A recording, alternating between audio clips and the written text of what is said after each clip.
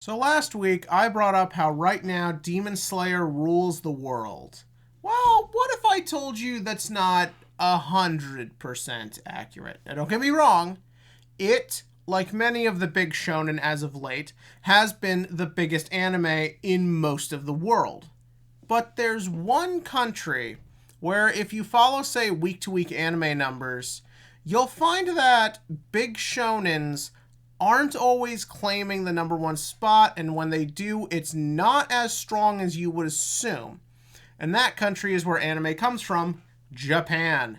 And what is this genre that dares come up to Titans, that dares go up against the big iconic things, who dares to go up against those big toy franchises in the makings? It's Isekai. Yeah, it is consistently whenever you see like people post anime rating numbers, isekais almost always are number one in the ratings, or they're number two, and whatever is number one is just barely scraping by. Rather, it's big hits like Rising of the Shield Hero, or Musuko Tensei, or That Time I Got Reincarnated as a Slime. This genre has actually proven it's not going away. Not only that, these shows have staying power, and they do the most important things, and they get eyes on the screen. And for that reason, many people have taken to trying to understand the isekai phenomenon, and there are many great videos out there I'm sure you've seen of just sort of trying to understand this genre. Well, I'd like to try and do something a little bit different. You see, whether you like isekai or dislike isekai, I'm sure there's a bunch we all like. There seems to be some consistent problems with this genre. Some things that seem to go from show to show and often end up being their detriment, and sadly actually screw over what end up being good ideas. That's why today we are going to talk about what was for me one of the worst anime of last year and topped a lot of people's worst of lists as a good example of how things can go horribly wrong. And that is the world's finest assassin gets reincarnated as an aristocrat. Okay. We're starting off with the titles of these things. We need to. We've got to. So, as many people are noticing, anime titles are getting longer and longer. And the reason for this kind of ties directly into what we're talking about. And the issue is that there's just so goddamn many. When you go to a Barnes & Noble or any kind of bookstore, you're probably noticing the manga section is growing more and more. Now imagine this in the country where manga comes from. It's very hard for your series to get attention. So what is now happening a lot is people come up with just kind of a gimmick. They come up with something that can have a really long title just so when you go past it, you'll be like, what? The idea of giving a title that is also just basically a plot summary is the idea. You'll see it, you'll be somewhat curious, and you'll go for it. This is why so many of these shows are, in fact, isekai. That is because it is so easy to slap on that title, got reincarnated as ... And you kind of already have a built-in audience. You are now playing to the people who find this kind of story enticing. That's why so many of these shows have that word, reincarnated. It is specifically to take advantage of that demographic. So from there, we see that the idea of pandering to that demographic just kind of ends up continuing. Let's take the show we're currently talking about as the example, because that's the point of the video. So when the show starts, we are introduced to the world's finest assassin. Again, it's kind of the point. And we see him in just our world, regular world, normal world. The entire first episode is mostly a self-contained mission where him and a new assassin recruit are just on a job, taking out an enemy and dealing with what that comes with. And you know what? This first episode is actually really entertaining. There's just something kind of cool about seeing someone who's the best at what he does prove it.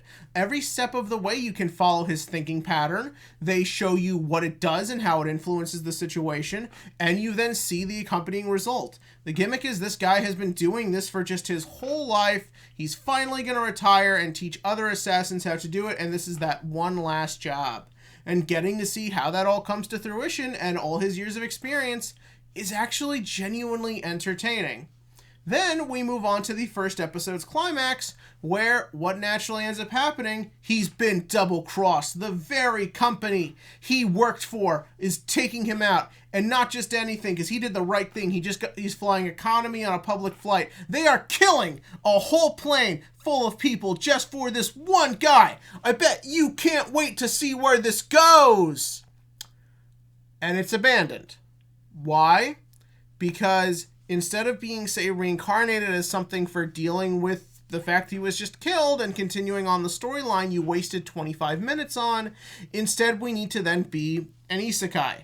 Where does he get sent? He gets sent to a fantasy world. I think the goddess, because it's always a goddess, if just flat out says, I'm sending you to a fantasy world with swords and magic or whatever the fuck. And the problem with this is that you've just taken everything you've established and you're kind of getting rid of a more interesting show for a less interesting show. Because we get into the next issue with isekais, and that is, isekai worlds all look the fucking same! Now, not all of them, because the good ones will actually do interesting ideas with it. They'll come up with interesting political systems, they'll come up with interesting world building, interesting uses of magic, interesting depictions of creatures. That's what makes them interesting, and by making it that you are the fish out of water protagonist, it makes for an easy way to convey those things to you. But the problem with a lot of these isekai now is that they all just go to the same world. It's a European-inspired, just kind of generic world with the same generic creatures. There's the same generic explanation of how mana works. There's the same generic explanation of how fighting works. All the politics are usually the same, just kind of generic stuff to pander to tweens. And that is it. That's about as far as it goes. Because once this guy gets reincarnated, it's that. It's literally all just that. It's every trope you've seen in every one of these isekai.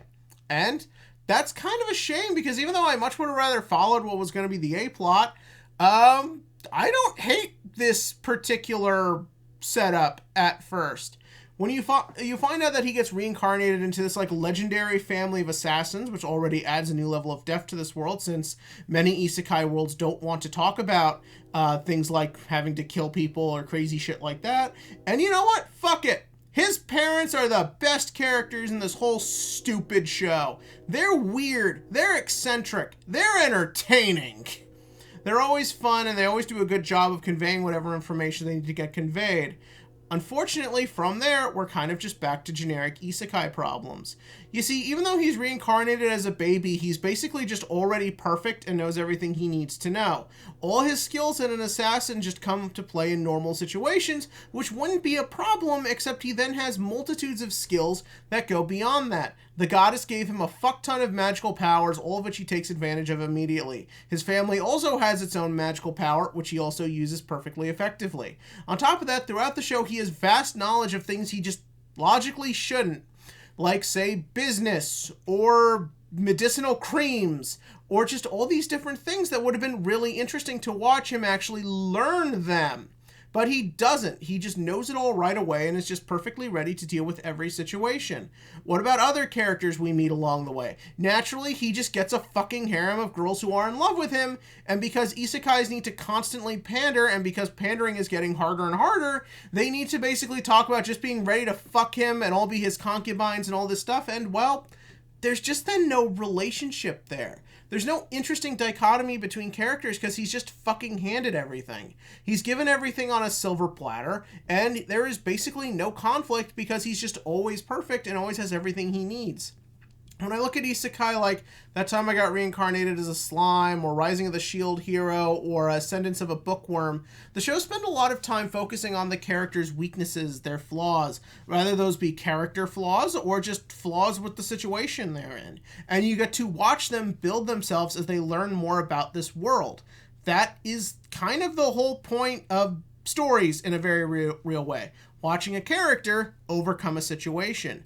But because isekais are so heavily based on pandering to a more and more just kind of agitated, miserable society, they don't really focus on anything they need to be a good story, and just focus on how to be the most perfect thing ever for just someone who really just needs that power fantasy.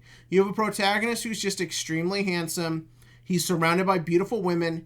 He ends up growing up in the lap of luxury, and every problem he deals with is solved within 5 seconds. This is why so many isekai fail. It's not because there's anything wrong with the idea of isekai. It's just simply the fact that none of them have any new ideas. They're not trying to be better. They're not trying to advance. They just kind of exist. And, well, just kind of is what it is, I guess. You always just got to take the good and the bad. Seek out the good ones, rather it is the ones I've talked about, or other ones, because there are a lot of good ones. And with the bad, just kind of take it for what it is and forget about it. And hopefully, one day, this trend will end, right? How long have superhero movies been going? We're screwed, aren't we?